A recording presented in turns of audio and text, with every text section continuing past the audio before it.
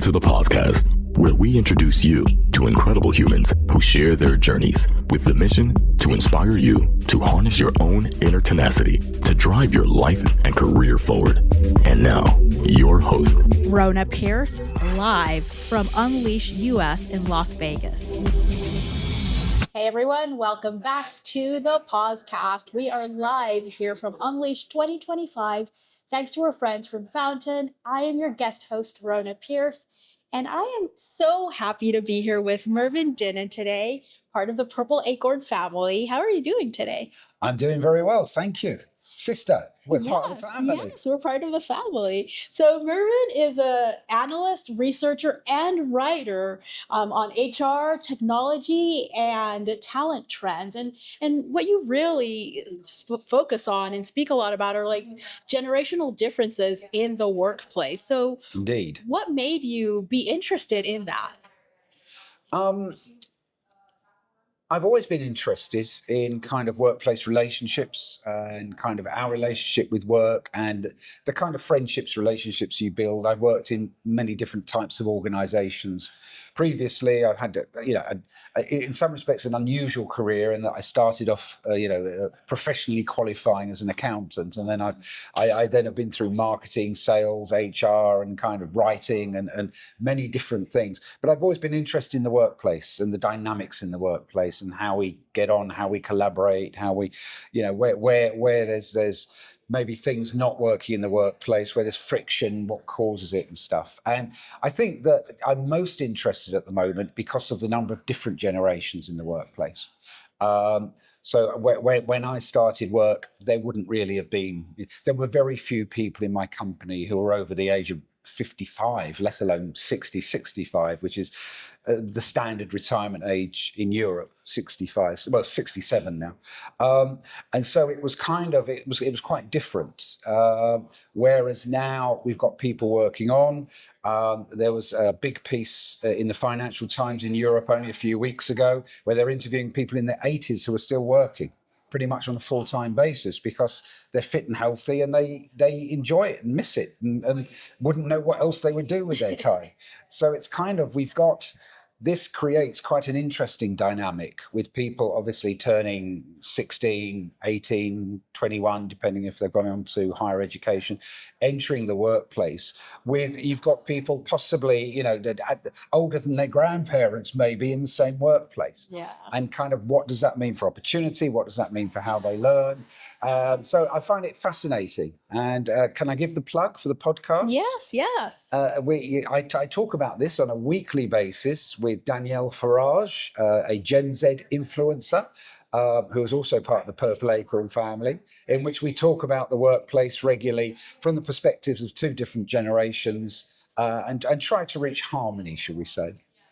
And we're going to talk a bit more about the show with Danielle, also Purple Acre Family, like you mentioned. Yeah. But I want to know something. So Gen Z gets, what I'm seeing now, a lot of like heat on how different they are, and everyone's trying to understand how to integrate them into the workplace and all of that. Is it really that different from what was happening when millennials were entering the workplace or Gen X was entering the workplace? Is it really that different? In a word, no. But it is and it isn't. My perspective over the years has been that young people entering the workforce do tend to come in with ideas, kind of how they want to be. And you usually come up against I won't say older, but more experienced levels and layers of management and stuff, who are like, no, this is how it's going to be. And so there's always been some kind of friction.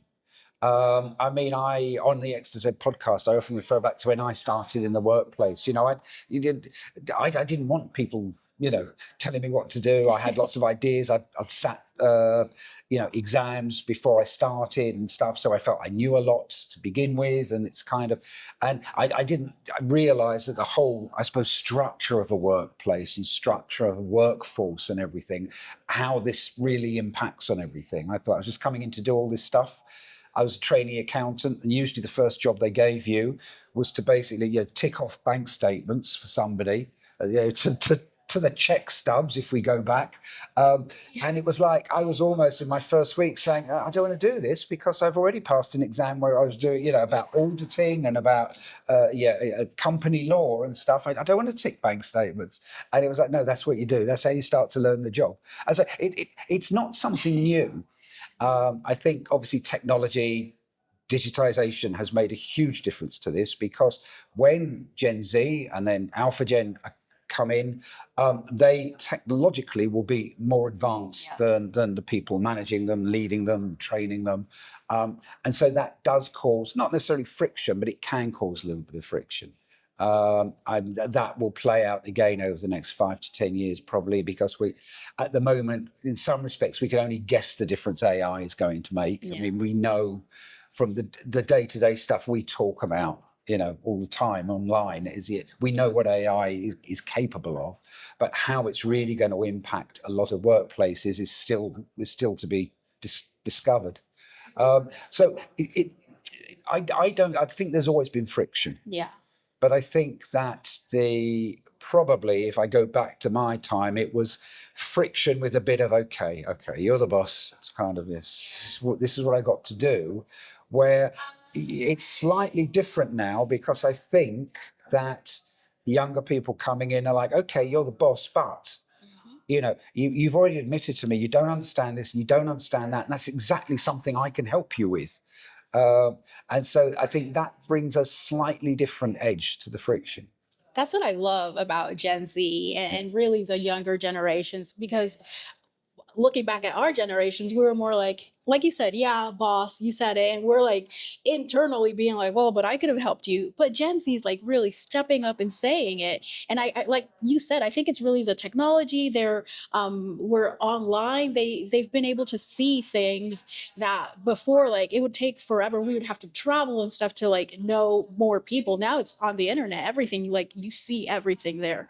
So I personally love, and I think it's fascinating, people like you who like study this in the workplace specifically. So just looking back and just like thinking about the job market a little, what belief do you think that Gen X has to let go of about the job market and like different generations in the workplace? Oh, that's an interesting one. Well, I suppose there's two sides to this. What have they got to let go of? Also, what do they have to understand? So I think one of the things that certainly, I suppose, younger boomers, certainly elder Gen X, have to understand is that when we entered the workplace, work was effectively how you structured your life. You started earning money. That meant you actually had money in your pocket. I've said on a previous podcast on this platform that I didn't really work when I was kind of in my teens. I didn't have a Saturday job or something. So any social life up to the age of about 17 was effectively funded by my parents, and me doing odd favors for neighbors. Whereas suddenly I was earning a salary. So I had money in my pocket. You can go out. And I suppose it was a traditionally structured, you go out, you meet someone, you start a relationship, you work harder, you do some overtime, you maybe get promoted, you get a pay rise. And as you go through that, the more your earning potential increases, the more you can do. So you start settling down with somebody, you start saving money to buy a house or a flat, apartment, then you want to start raising a family. But work underpin that, because you normally, you would work harder, you would do overtime, you'd get a promotion, and your salary would raise. And there was some research that I've quoted on a few kind of interviews that showed that if we look back to the kind of the late 1970s in I suppose major cities in Europe, and I think it works in the US as well, that kind of the property prices have gone up something like 30 times since then. Yeah. But the salaries people earn have gone up about 9 or 10 times. So you've got this huge gap now, whereas back in the late 70s, early 80s, you could say, two people getting together to maybe try and buy their first home, basically on their salary could get a mortgage. But you can't do that now. Yeah. So it's that kind of having your life effectively structured by, those life moments, marriage, children, maybe one partner, then works part-time looking after kids, and all of that kind of thing with obviously parents and grandparents, was that stripped away a little bit, so that Gen Z, because I'm sitting in America, Gen Z, if I was sitting at home, know that they're not going to be in that position. So their path to that stability, family, home and stuff is probably going to come through inheritance. And there's a book published in the UK only a few months ago called Inheritocracy, which is all about Gen Z. And so once you realize that or accept that, and they know that, then work is about the experience, about what you're actually doing, who you're doing it with, who you're doing it for, how you're doing it, and the satisfaction you get from it, and the kind of almost freedom, the liberation you can get from working in your way on things you're interested in, that you have a passion about. And I think that this is the kind of balance that's often overlooked in the standard generational divide conversations. I had to wait, when I joined, I had to wait 6 years before somebody would promote me. They come in and expect it now. Well, that's because they're coming in and very quickly doing the job at the level that they can be promoted to.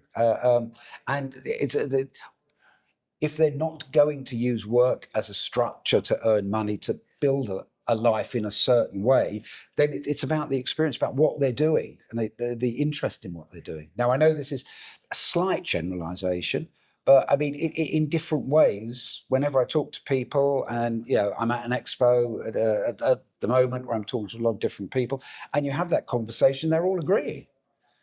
And of course, the interesting thing is now that a lot of the articles or think pieces that are coming out about generations actually are saying Gen X are the problem generation. Oh. Because they've got, we're living longer. They've probably, Gen X still got parents alive. Yeah. They've got kids who are catching them up now. They've got people at work who are kind of like, come on, it's kind of, 15 years ago, you'd be retiring soon. It's kind of so it's Gen Z are kind of, it's almost like this kind of, it was kind of, they don't have the authority anymore. It's kind of, they're the ones with the problems. What do? Because they want to work on. They don't necessarily want to give up. But what can they work on doing? So I mean, a lot of them end up freelancing, doing contract, fractional, freelancing type work. But again, it's a kind of that then leads them into an unstructured workplace, unstructured work marketplace, where they've got to almost like hustle, to go out and represent themselves, where they've probably not had to do that before in the workplace, unless they've gone for another job and been through an interview. Hey everybody, Adam here from the Podcast. Today's podcast is brought to you by the team at Fountain. Fountain is your full-service frontline workforce management platform. I have to tell you, Fountain's offerings are some of the most robust I've seen for any product in the space. They offer full solutions for hiring, managing, and retention. They are truly a one-stop shop focused on the frontline workforce. They also create informative content using their data. For example, they analyze a bunch of data from their fast food chains and created a trend report you could download now on their website. They also have a new ebook out called Frontline Voices. There's a lot to dive into. Certainly check it out. And you can learn more at fountain.com, linked in the show notes. Thank you. So Gen X understanding that, do you think would help with the frictions that exist between Gen X and Gen Z in the workplace? I think, I think any understanding helps with the friction between people. If people can understand each other and understand where each other's coming from and understand what drives each other and what their key motivators are and stuff, then it helps with understanding. For sure. It helps with people actually, being able to get on. But I think that as I said, the Gen X having the problem is quite not a new thing, but I mean, it's something which is really developing over recent years, and I think will become a bigger thing, because I meet many people now into their 60s, late 60s, going into their 70s, who don't want to stop working. Yeah. I think that's a And that is, on the one hand, Gen Z and Alpha Gen can say, well, you're taking work away from us. But there's no reason for them to stop working because it again, the retirement used to be set at a certain level. It was linked to life expectancy. It's like countries like the UK with state pensions. It's kind of the state pension was originally set at 65 in the UK because average life expectancy then was 68. Yeah. So, some people would get it on average for 3 years, some would get it a long time, some unfortunately wouldn't get it at all because they wouldn't get there. But life expectancy in the UK now is like 80, 81 average. So that you're then having to look at maybe extending your working life because it's kind of like, you've now got a long gap. If you retire in your early to mid 60s and you're going to live into your mid 80s, late 80s, unless you're settled and can travel and do all the things you want to do and have all that leisure time. But if you miss, I'll say, the hustle of work, because it is, you won't be able to replace that unless you keep within the workplace. True. So let's talk a little about your show with Danielle. Yes. How is it? To me, it's interesting because you guys speak about these topics and from two different angles, obviously. What has surprised you the most about doing that show? I think what surprised me the most at the beginning was that the perception is that you'll have such different views on everything, and you'll be coming at it from such different places and angles that it would almost be impossible to agree. But actually, it's we understand each other. We kind of know. It's because I give in. No. I kind of. I try to make it very genial and kind of like, I understand where she's coming from and I understand why she's building the life and career she's building and why I still do what I do. So, I mean, with that understanding, it's kind of looking at not the middle ground, but trying to incorporate, I suppose, both viewpoints. So we were doing a piece or an episode recently where it was about kind of, the Gen Z will structure their working day to suit themselves. So, they'll suddenly pop off to the gym at 11 o'clock for 3/4 of an hour because that's a quiet time. And of course that, is the kind of thing that will obviously, really raise the hackles on an older worker, particularly if they're managing them. It's 11 o'clock in the morning, you can't go to the gym. But then it's them just structuring their day to suit what they want to do. They don't want to work till 6:30 and then go to the gym, and they can't get on a machine, and they can't find a place to change because it's full. Yeah. And so it's just changing the way the working day is structured to suit themselves. So I think I think trying to explain to people these kind of things and why they happen, and it's not. Going to the gym at 11 o'clock, it's not because you're not interested in the work or you don't care or you're not motivated. It's because you know what you've got to do and you're just structuring your day so you can get everything done. So, I mean, that's, I suppose, one example. The whole thing about, kind of people not retiring as they get old, that's another debate that I'm sure we'll have at some stage. I think it's a case of just understanding and just trying to see the different perspectives, and rather than say, well, this is the way it's always been done, and so why should we change it because of you, because you're Gen Z, well, I've got to change this and accept you going to the gym at 11 o'clock in the morning. It's actually understanding why that's happening. What do you hope listeners of your podcast get out of you guys doing that and the topics you discuss? Intergenerational understanding, harmonious workplaces. Hopefully HR people listen to that and think, you know what? We've got to get Mervyn and Danielle into our company to talk to our C-suite because they can explain to them exactly why all the problems I've got at the moment. And, they can do some consulting, and we need to put them on keynoting our conference so that all our attendees can ask their questions. How do I get Gen Z to stop going to the gym at 11 o'clock in the morning and things like that? And then you say, you don't have to get them to stop. That's right. That's right. It's what I hope people get is an understanding of greater harmony in the workplace, and we move away from this, which I know the mainstream media, particularly the digital media, loves a kind of, why Gen Z are coming to your company and you're not going to like it kind of approach, with a much more of an understanding, because, the workplaces where where there's friction are not nice places to be. But workplaces that are harmonious, where everybody, I won't say gets on, it makes it all sound a bit happy-clappy, but I mean, it's, where people understand and respect each other, and don't kind of rub each other up the wrong way, or don't get on each other's nerves, they're much better places to be, because we spend a lot of time working. What's one piece or like one question about generations that you are tired of being asked? I'm tired of people telling me about Gen Z. All they do is look at their phones all the time. Trying to talk to them and looking at their phones. And that's every age group. Even up to my mother, who's like nearly 90 now, and she'll moan about her grandchildren. They come out and see her and look at their phones. Yes. It's what we do now. Yeah. What's one piece of career advice that you followed that's really stood the test of time?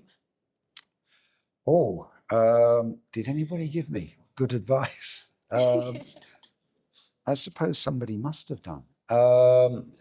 I was talking on an episode recently about I was a bit Gen Z in my day, really, I suppose. I once left a job after 2 days, and it's kind of because a company had approached me. I did 2 interviews with them. It seemed like, this is what I'm looking for, and I knew within 2 hours on my first morning that I totally the wrong mismatch, and the way it had been sold to me was totally wrong. I just knew after 2 hours, and I did do 2 days, and then the 3rd day I went in and look, I made a terrible mistake. I shouldn't have joined you. It's just not where I want to be, and that was kind of very difficult, because the person got very angry, and it was not. So what have I learned? I think the main thing is to be honest, but you have to understand the honesty. Because too much honesty and openness is good, but too much honesty and openness becomes something else if you're kind of like, well, actually, yes, I like working here, but it's you're the problem, really. Nobody really likes working for you. That's an openness and honesty. Maybe you need to be a bit more. But I think it's career advice. I mean, when I started work, it was always to put your head down. Effectively, what we would say in the modern idiom is, don't wind anybody up, don't get on anyone's nerves, just put your head down, listen and learn. I think that in a way that still resonates today. Whilst I say that we've got lots to learn from Gen Z and everything, and we have to understanding. Gen Z still also have to accept that workplaces are structured. And some people do, there is a reason to respect, shall we say, certain people in the organization. And it's kind of not everything that is 100% what you want it to be needs to be challenged and changed. Sometimes it's about adapting. Well, so this has been a great conversation. How can listeners connect with you? You can connect with me through LinkedIn. Funnily enough, I'm the only Mervyn Dinnen on LinkedIn. I originally have said Twitter. I could say X. I'm at Mervyn Dinnen, and I'm at Mervyn Dinnen on Blue Sky and Threads as well. But I don't use those as much. I think listen to the show on Purple Acorn. I do share snippets on Instagram and Facebook stories. Reach out to me. I say LinkedIn, I think, is probably the way we reach out to people in the workplace now. So perfect. Thank you so much for being on the show today. Thank you for having me. Wisdom is forever, but for us, it's time to go. Thank you for joining us. Luckily, we'll be back with our next episode soon, jam-packed with more incredible humans. Thank you for listening, subscribing, and sharing. To join the conversation, search The Pausecast on LinkedIn. And to catch up on past episodes and more info, please visit www.thepausecast.com.